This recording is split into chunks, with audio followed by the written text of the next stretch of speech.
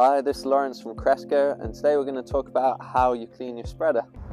So you're going to need a hose, your spreader, and most importantly a cleaning agent. Now we use a sprayer tank cleaning agent, and they're made to sort of get rid of herbicides and any kind of residue from fertilizer, that sort of thing. We test tons of spreaders throughout the year. Obviously there's a cost to that, and if the spreader gets rust through someone using it and not cleaning it, this obviously has an effect on us. So cleaning is really important, as for us as it is for you, and it will just mean that your spreader will last a lot longer, and when you come to use it, it will work even better. So we're first going to want to close the application hole at the bottom of the hopper. We're then going to spray the whole spreader down with water, and we're then going to pour a little bit of water into the hopper. We're going to put our cleaning agent in, and then pour a bit more water in, and then sort of swill it around the hopper.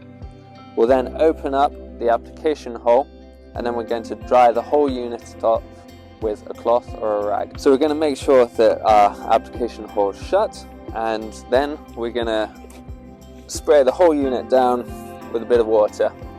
And we're going to want to add a little bit of pressure. Try and get into all of the different nooks and crannies. And when we've cleaned most of it off, we're then going to start filling our hopper.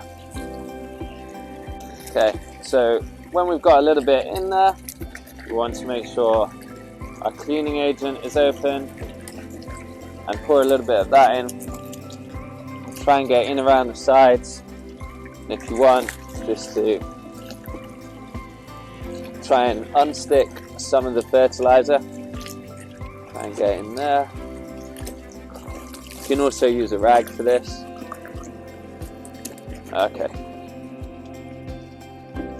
Try and spot any kind of loose fertilizer that you want to get out. Grab a rag and we're going to drain it out. Make sure that all of the fertilizer goes out with it. I'll try and clean off the pinion, the agitator. Now this is an important step because you're going to want to dry the unit off. The reason you want to do that, it doesn't need to be very thorough, but the reason you want to do that is because the water will sort of merge with the fertilizer, and especially salt, and create a solution that kind of sticks on the hopper and work its way into all the little parts of the hopper.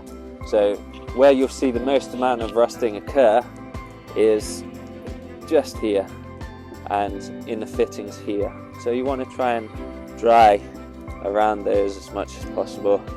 Here you can see it's our testing unit.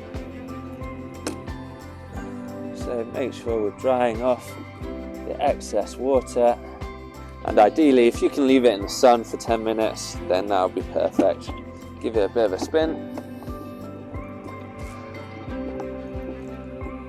So that's how you clean a lawn spreader. Thank you very much for taking the time to watch it.